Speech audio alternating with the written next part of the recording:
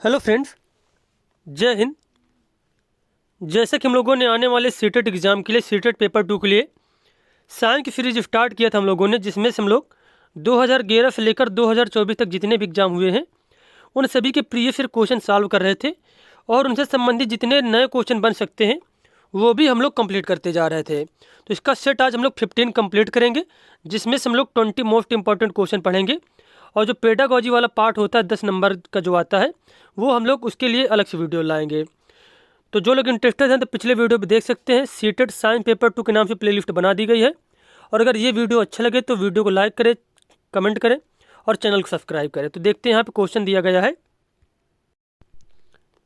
अब जैसे कि यहाँ पे 240 नंबर जो क्वेश्चन है ये सारे हमारे पिछले वीडियो में कंप्लीट हो गए थे।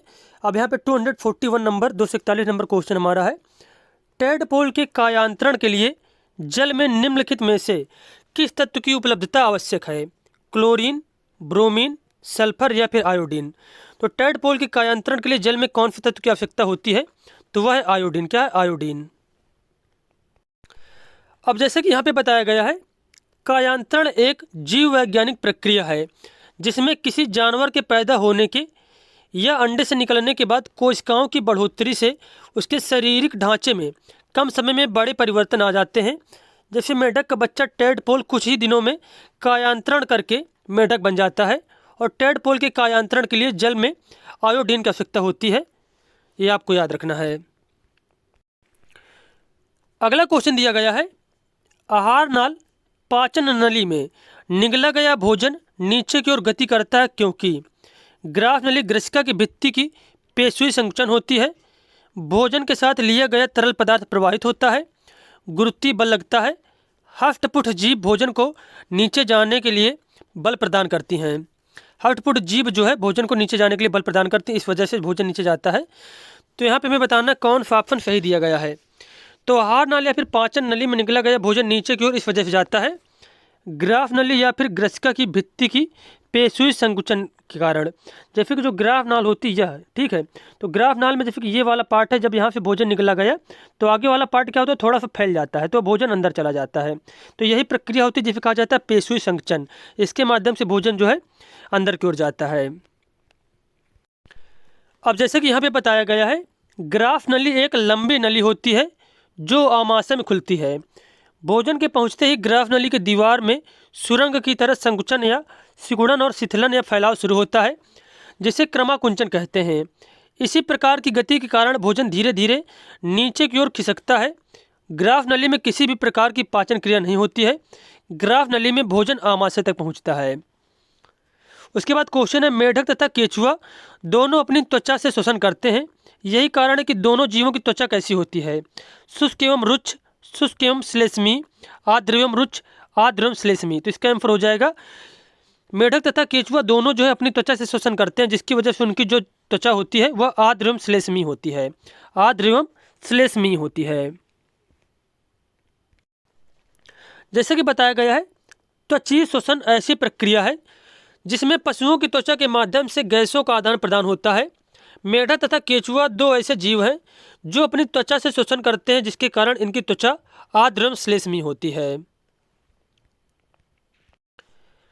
उसके बाद क्वेश्चन है, कुछ डायनासोर के पर थे, यद्यपि वे उड़ नहीं पाते थे, परंतु पक्षियों के पर होते हैं जो उड़ने में उनकी सहायता करते हैं। विकास के संदर्भ में इसका अर्थ यह है कि सरीसृपों एवं पक्षियों के बीच कोई विकासी संबंध नहीं है, दोनों ही जीवों में समजात अंग हैं। सरीसृपों का विकास पक्षियों से हुआ है, पक्षियों का विकास सरीसृपों से हुआ। तो यहाँ पे सही कथन कौन सा है? तो बी ऑप्शन यहाँ पे सही दिया गया कि दोनों ही जीवों में समजात अंग हैं, मतलब एक ही प्रकार के अंग हैं। अब जैसे कि बताया गया है यहाँ पे, दोनों ही जीवों में पर समजात अंग है। समजात अंग ऐसे अंग हैं जो रचना एवं उत्पत्ति में समान होते हैं परंतु कार्य में भिन्न भिन्न होते हैं, समजात अंग कहलाते हैं। अगला प्रश्न है, निम्नलिखित में से पाचन तंत्र के भागों के उस सही समुच्चय को चुनिए जो कोई पाचन कार्य नहीं करते। ग्रसिका, मुख गुहिका, बृहदांत, क्षुद्रांत, बृहदांत, मलाशय, ग्रसिका, मुख गुहिका, मलाशय, ग्रसिका, बृहदांत और मलाशय। तो यहाँ पे पूछा गया किसमें से जो है पाचन कार्य नहीं होता, तो इसका ऑप्शन डी करेक्ट हो जाएगा। ना ही ग्रसिका में पाचन होता, ना ही बृहदांत में और ना ही मलाशय में। अगला क्वेश्चन यहाँ पे दिया गया है, व्यायाम के पश्चात कभी कभी हमारी पेशियों में क्रैम्प आते हैं, खिंचाव उत्पन्न हो जाता है, इसका कारण क्या है?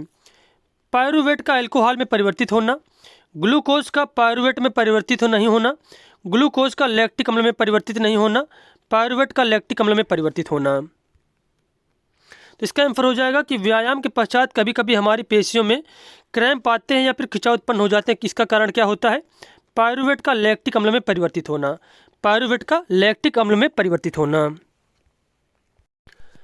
अब जैसे कि यहाँ पे बताया गया है, व्यायाम के पश्चात कभी कभी हमारी पेशियों में क्रैम्प या फिर खिंचाव उत्पन्न हो जाते हैं, इसका मुख्य कारण मांसपेशियों में ऑक्सीजन की कमी है, जिसके फलस्वरूप ग्लूकोज लैक्टिक अम्ल में परिवर्तित हो जाता है।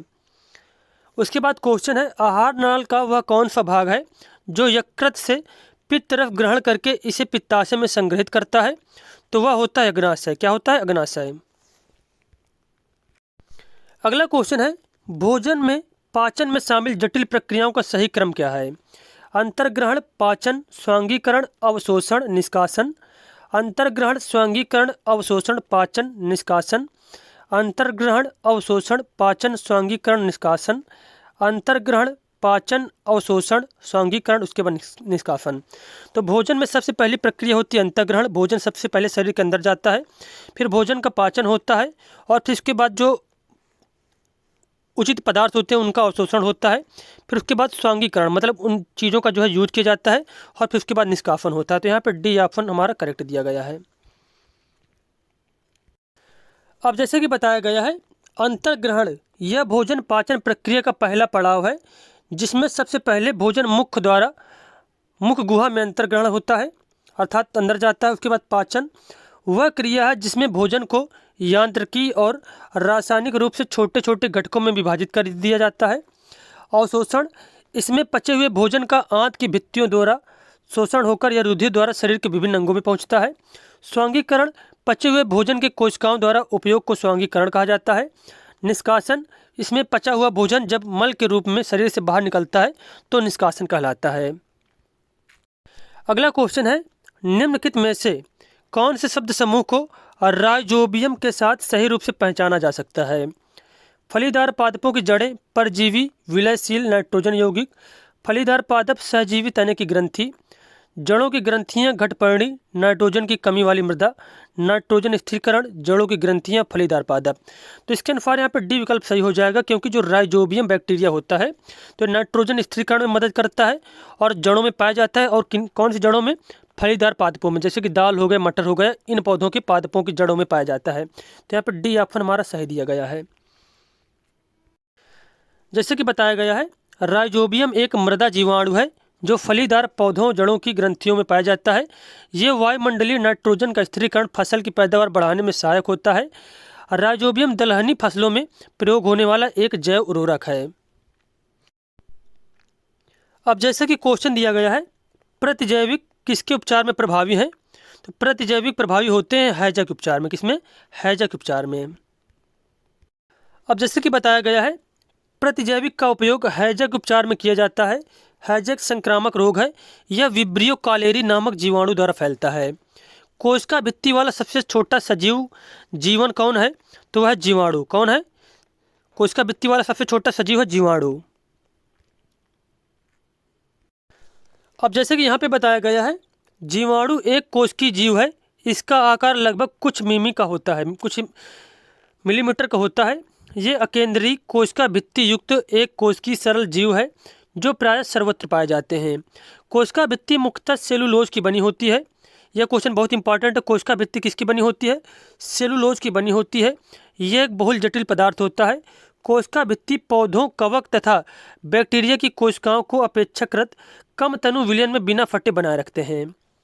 उसके बाद क्वेश्चन है, पौधों की चालनी नलिका कोशिकाओं और स्तनधारियों की लाल रक्त कोशिकाओं की संरचना में एक विशेष समानता यह होती है, हरित लवक की अनुपस्थिति होती है इनमें, कोशिका भित्ति की अनुपस्थिति, हीमोग्लोबिन की अनुपस्थिति, केंद्रक की अनुपस्थिति। तो यहाँ पे इस क्वेश्चन का आंसर हो जाएगा केंद्रक की अनुपस्थिति। पौधों की चालनी नलिका कोशिकाओं और स्तनधारियों की जो लाल रक्त कोशिकाएं अर्थात आरबीसी जो होती हैं, उनमें क्या समानता है कि केंद्रक की अनुपस्थिति होती है। नेक्स्ट क्वेश्चन है, मनुष्य का अंगूठा बाकी अंगुलियों की अपेक्षा अधिक स्वतंत्र से गति करता है क्योंकि यह इसमें उपस्थित होती है। क्योंकि इसमें से कौन सी ग्रंथि उपस्थित होती है या फिर संधि उपस्थित होती है? संधि, सॉरी ग्रंथि नहीं, कौन सी संधि उपस्थित होती है? संधि अर्थात जुड़ाव, तो सैंडल संधि। कौन सी संधि? सैंडल संधि। जैसे कि बताया गया है, सैंडल संधि में बाल और सॉकेट दोनों ही कम विकसित होते हैं।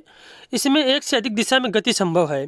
उदाहरण के तौर पर स्तनधारी में अंगूठे की मेटाकार्पल के बीच सैंडल संधि पाई जाती है। उसके बाद क्वेश्चन है, हार्मोन एड्रेनालिन जब कोई बहुत गुस्से में होता है या चिंतित होता है तो यह तनाव के स्तर के समंजन में शरीर की सहायता करता है। तो बस यही आपन सही हो जाएगा इसमें से, कि जब कोई व्यक्ति बहुत गुस्से में होता है, चिंतित होता है या फिर कोई टेंशन होती है, मतलब हाँ चिंता होती है बहुत ज़्यादा, तो ये हार्मोन जो है स्रावित होता है। जैसे कि बताया गया है, जब कोई बहुत गुस्से में होता है या चिंतित होता है तो हार्मोन एड्रेनालिन तनाव के स्तर के समंजन में शरीर की सहायता करता है, अर्थात संकट, क्रोध, आवेश आदि के समय हमारे शरीर को अधिकतम कुशलता में कार्य करने के लिए तैयार करता है।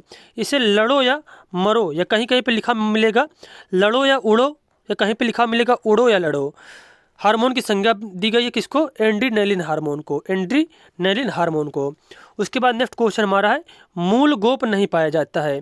तो जलीय पौधों में मूल गोप नहीं पाया जाता, जबकि समुद्रभित पौधों में, लवण मृदोभित पौधों में और मरुस्थलीय पौधों में, इन सभी में जो है मूल गोप पाए जाते हैं।